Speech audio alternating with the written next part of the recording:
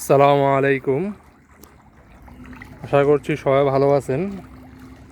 আজকে কিছু বিষয় নিয়ে আপনাদের সাথে কথা বলতে চাই, বা সকাল সকাল মাছকে খাবার দিচ্ছি, তো ভাবছি আপনাদের সাথে কৃষির কোনো কিছু বিষয় নিয়ে আপনাদের সাথে শেয়ার করি।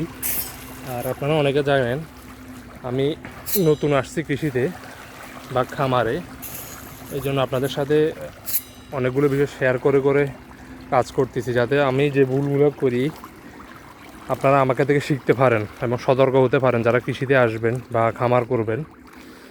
আর আজকে আমি কথা বলবো যে আপনি কেন খামার করবেন বা কৃষিতে আসবেন।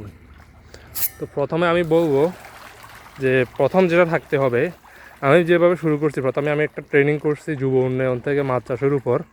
এরপর আমি অন্যান্য ট্রেনিংগুলো করারও প্ল্যান আছে, যেমন প্রাণী সম্পদের উপরে, কৃষির উপরে, এবং হচ্ছে গিয়ে পোলট্রি সেক্টরের উপরে ইনশাল্লাহ ভবিষ্যতে পর্যায়ক্রমে।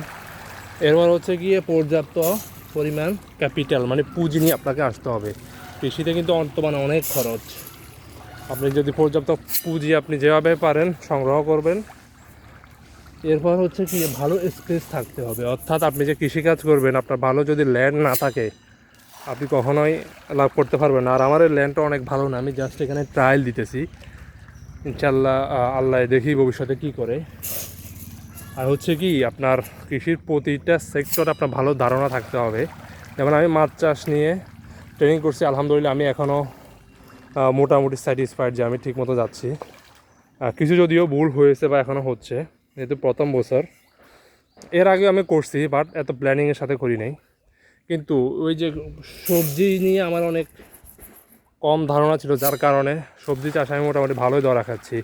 কয়েকটা জায়গায় তো ভুলও করছি, আপনাদের সাথে শেয়ারও করছি।